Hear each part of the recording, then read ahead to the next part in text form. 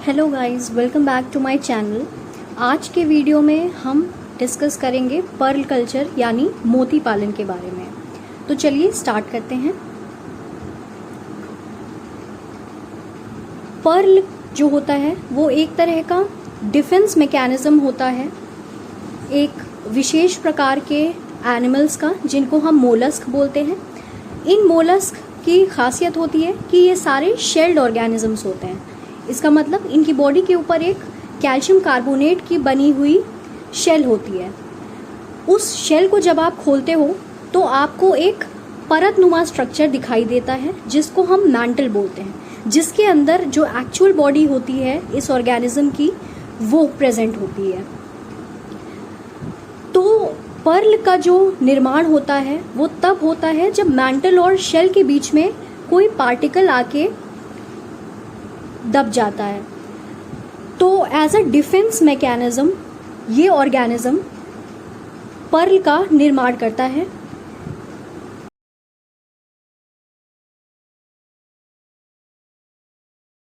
History Perl culture के बारे में मैं बताना चाहूँगी। एक जापानीज एंटरप्रेन्योर थे कोकिची मिकीमोटो, जिनको father of pearl culture industry बोला जाता है, क्योंकि इन्होंने ये देखा कि नेचुरली पर्ल का बनना बहुत ही रेयर फिनोमिनन होता है और कई साल लग जाते हैं एक पर्ल को पूरी तरह से बनने में। इन्होंने जब पूरा उसका बनने का प्रोसेस देखा, उसके बाद इन्होंने खुद से पर्ल कल्चर करवाना शुरू किया। इन्होंने डेलिबरेटली यानी जानबूझ के कुछ आर्टिफिशियल पार्टिकल्स मैंटल यानी ऑर्गेनिज्म की जो परत थी बॉडी के ऊपर उसके और शेल के बीच में कुछ पार्टिकल्स इंजेक्ट कराए, जिसकी वजह से इन्होंने देखा कि पर्ल का निर्माण होने लगा। इस पर्टिकुलर प्रॉपर्टी को इन्होंने एक्सप्लॉइट किया और इन्होंने एक बहुत बड़ी इंडस्ट्री पर्ल की शुरू की। इसीलिए इनको पर्ल किंग के नाम से भी जाना जाता है। इंडिया में जो टेक्नोलॉजिकल ब्रेक थ्रू आया या जो इंडस्ट्री में बूम आया वो आया CMFRI यानी central marine fisheries research institute, जो कि कोचीन में सिचुएटेड है, उसकी वजह से। वहाँ पे बहुत सारी रिसर्चेस इससे रिलेटेड हुई जिन्होंने इंडस्ट्री को इंडिया में स्टैब्लिश होने के लिए बहुत मदद की। इंडिया में दो खास जगह हैं जहाँ पे पर्ल की अच्छी खेती होती है। एक है गल्फ ऑफ मन्नार यानी इंडिया और श्रीलंका के बीच की खाड़ी, और एक है गल्फ ऑफ कच्छ यानी गुजरात की खाड़ी। यहाँ पे पर्ल बैंक्स जो हैं यानी वो एरिया समुद्र के जहाँ पे पर्ल ऑयस्टर्स या पर्ल बनाने वाले ऑर्गेनिजम्स का नंबर अधिक मात्रा में है, उनको हम पार्स के नाम से जानते हैं गल्फ ऑफ मन्नार में, और गल्फ ऑफ कच्छ में उसको हम खडास के नाम से जानते हैं। अब देखते हैं कितने तरह के पर्ल्स होते हैं यानी कितनी तरह के मोती होते हैं। तो 3 तरह के मोती पाए जाते हैं। एक है नेचुरल पर्ल यानी ऐसे पर्ल जो नेचुरली बन रहे हैं ऑर्गेनिजम्स में बिना किसी ह्यूमन इंटरफेरेंस के। दूसरी तरह के होते हैं कल्चर्ड पर्ल्स यानी ह्यूमन इंटरफेरेंस की वजह से जो पर्ल्स बनते हैं, जो आर्टिफिशियली हम पार्टिकल्स इंजेक्ट कर देते हैं, इंसर्ट कर देते हैं ऑयस्टर में, तो एज अ डिफेंस मैकेनिज्म जो वो पर्ल बनाता है उसको हम कल्चर्ड पर्ल बोलते हैं। फिर आते हैं आर्टिफिशियल पर्ल्स यानी वो पर्ल जो प्लास्टिक से, ग्लास से या फिश की स्केल द्वारा निर्मित होते हैं। थोड़ा सा सिस्टमिक पोजीशन देख लेते हैं पर्ल बनाने वाले ऑर्गेनिजम्स यानी ऑयस्टर्स की। तो किंगडम है एनिमलिया, फाइलम है मोलस्का, क्लास बाइवेल्विया है, ऑर्डर टेरोइडिया है, फैमिली टेराइडी है, जिनस पिंकटाडा है, स्पीशीज क्वाक्टा है। ऑल्दो पिंकटाडा की बहुत सारी स्पीशीज पर्ल को निर्माण करती हैं पर्ल का। इसके अलावा बाइवॉल्विया के अलावा भी बहुत सारी क्लासेस हैं जिसमें पर्ल का निर्माण होता है, बट अगर मैक्सिमम परसेंटेज की बात की जाए तो इसी जीनस से पर्ल कल्चर करे जाते हैं। थोड़ा सा इसका एनाटॉमी देख लेते हैं। इसका स्ट्रक्चर अगर हम देखें पर्ल ऑयस्टर का, तो कुछ इस तरह का स्ट्रक्चर इसका होता है,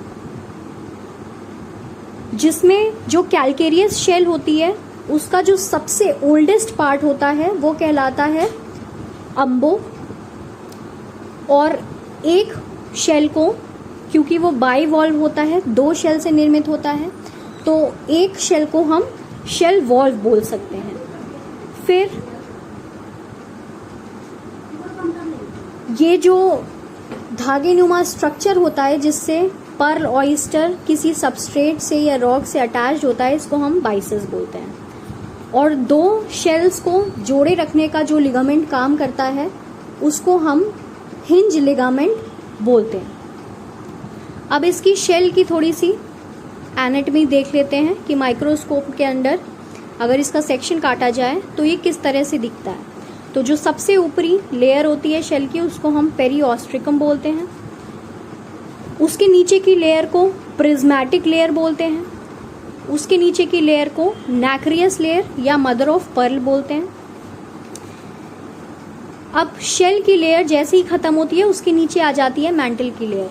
मैंटल की लेयर का सबसे ऊपरी भाग जो होता है वो नेकर सिक्रीटिंग सेल से बना हुआ होता है। उसके बाद कनेक्टिव टिश्यू और उसके बाद सिलिएटेड आउटर एपिथेलियम।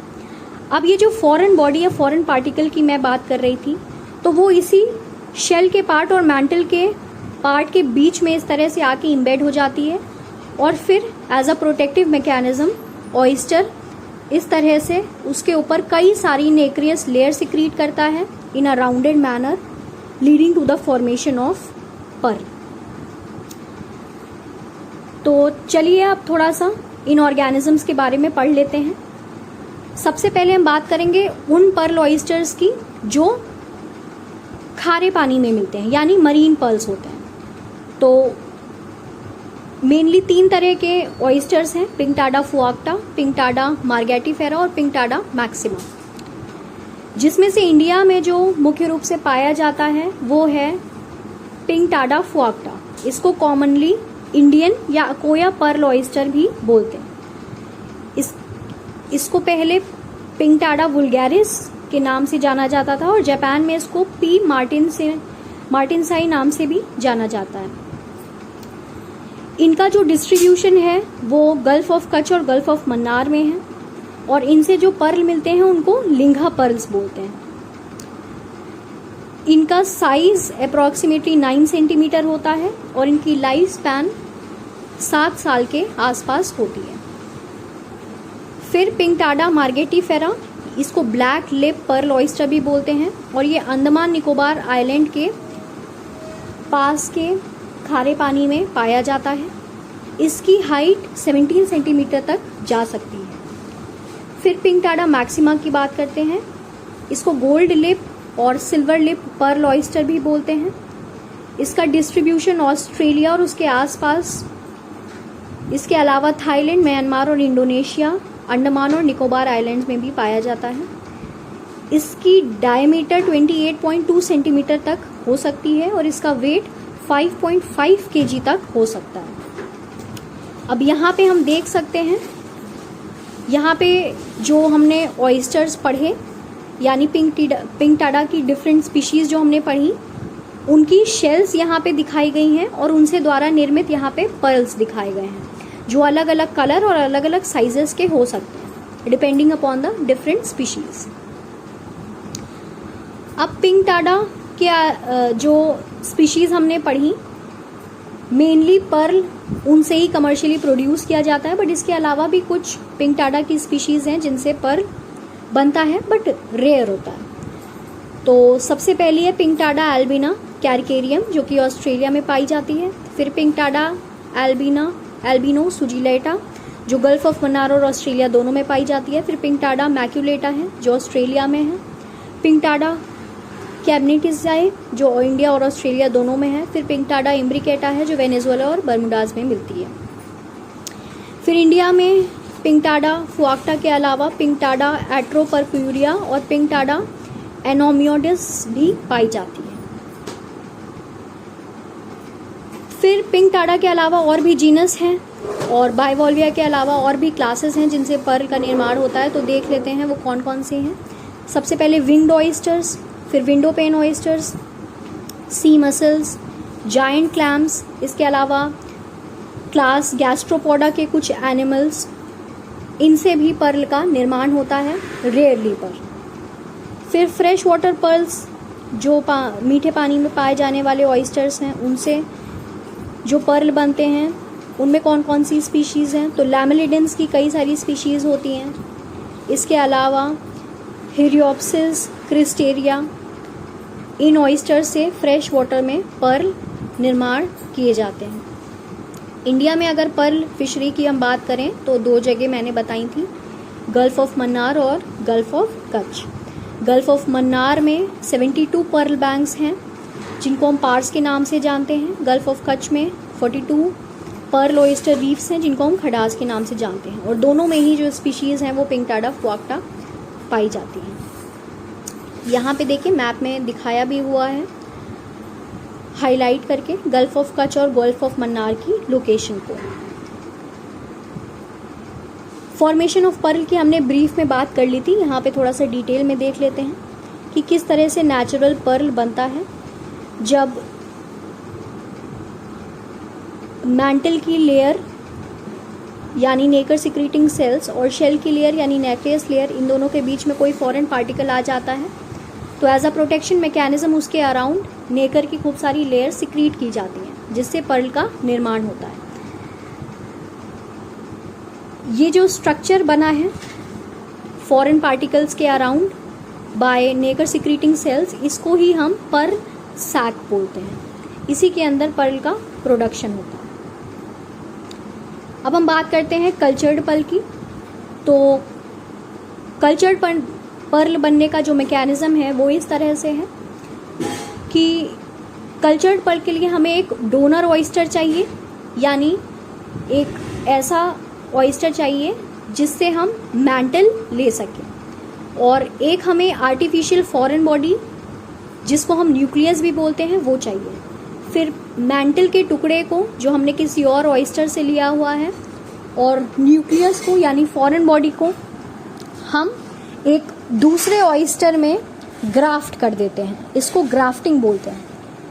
तो जिस ऑयस्टर से हमने मैंटल का पीस लिया है उसको हम डोनर ऑयस्टर बोलते हैं, और जिस ऑयस्टर में हम वो मैंटल का पीस इंसर्ट करते हैं उसको हम रेसिपिएंट ऑयस्टर बोलते हैं। इन दोनों को इंसर्ट करके जो रेसिपिएंट ऑयस्टर है उसके अंदर पर्ल सैक का निर्माण होता है, क्योंकि उसके अंदर एक फॉरेन बॉडी या न्यूक्लियस इंसर्ट हुआ है और एज अ प्रोटेक्शन मैकेनिज्म वो उसके अराउंड नेकर की कुछ लेयर्स सिक्रीट करने लगेगा। हम जो मैंटल का पीस और न्यूक्लियस इंसर्ट करते हैं वो हम रेसिपिएंट ऑयस्टर की गोनेट्स के अंदर इंसर्ट करते हैं और फिर इसको पानी में छोड़ देते हैं रेसिपिएंट ऑयस्टर को, जिससे वहाँ पे पर्ल का निर्माण हो सके। यहाँ पे देखिए डायग्रामेटिक वे में शो किया हुआ है किस तरह से डोनर ऑयस्टर से मैंटल का एक पीस काटा गया है और एक आर्टिफिशियल न्यूक्लियस या कोई फॉरेन बॉडी को रेसिपिएंट ऑयस्टर के अंदर डाला है जहाँ पे पर्ल पाउच का निर्माण होता है, और फिर 15 महीने के अंदर अंदर हमें एक हार्वेस्टेबल पर्ल मिल जाता है। यहाँ पे केमिकल कॉम्पोजिशन पर्ल का दिया हुआ है कि कितने कंपोनेंट्स होते हैं पर्ल में। तो पर्ल में वाटर, ऑर्गेनिक मैटर और कैल्साइट और आर्गोनाइट नाम के कॉन्स्टिट्यूएंट्स पाए जाते हैं, और मेजॉरिटी में यानी 90% के अराउंड इसमें कैल्शियम कार्बोनेट की मात्रा होती है। फिर सुपीरियर और इन्फीरियर क्वालिटी के पर्ल में क्या अंतर है, तो इनऑर्गेनिक मैटर ऑलमोस्ट सेम होता है, लेकिन ऑर्गेनिक मैटर में दोनों पर्ल में अंतर होता है, इस वजह से उनकी क्वालिटी डिफ़र कर जाती है। फिर यहाँ पे साइज़ के हिसाब से पर्ल को किस तरह से हम नेमिंग करते हैं, किस तरह से क्लासीफाई करते हैं वो दिया हुआ है कि कितने डायमीटर का पर्ल होता है जिसको हम मीडियम पर्ल बोलते हैं और कितने डायमीटर के पर्ल को हम लार्ज पर्ल बोलते हैं। तो इस टेबल में आप वो चीज़ देख सकते हैं। इसके अलावा क्या क्या फैक्टर्स हैं जो पर्ल्स के निर्माण के लिए यानी मोती के निर्माण के लिए रिस्पॉन्सिबल हैं, आइए वो देख लेते हैं। तो ऑयस्टर जो है, जो पर्ल का निर्माण करता है, वो पानी में कितनी गहराई में प्रेजेंट है और कितनी लाइट से एक्सपोज्ड है, वो सबसे बड़ा फैक्टर होता है पर्ल की क्वालिटी डिटरमाइन करने के लिए। इसके अलावा डोनर ऑयस्टर जिससे हमने मैंटल लिया था, उसकी क्वालिटीज़ भी डिटरमाइन करती हैं पर्ल की टेक्सचर और लस्टर और कलर को। इसके अलावा ऑयस्टर को खाने के लिए किस तरह की चीज़ें मिल रही हैं, किस तरह के फाइटोप्लैंक्टन्स या किस तरह की और मिनरल्स वगैरह मिल रहे हैं जिस पानी में वो रह रहे हैं, वो भी बहुत मैटर करता है। फिर texture and colour of pearl की बात करते हैं तो गुड क्वालिटी पर्ल्स हम किन्हें कह सकते हैं, जो साइज़ में बड़े हों, जिनकी सरफेस स्मूथ हो, जो लस्ट्रस हो। लस्ट्रस का मतलब होता है शाइन, तो जितना ज़्यादा शाइनी पर्ल होगा उतना ज़्यादा अच्छा पर्ल माना जाता है। कलर के हिसाब से भी पर्ल की जो रेट है, प्राइसिंग है, वो डिसाइड होती है। इसके अलावा शेप पर्ल की कितनी राउंड है, अगर राउंड के अलावा कोई और शेप होता है तो उसको हम सेमी राउंड या बैरोक शेप बोलते हैं।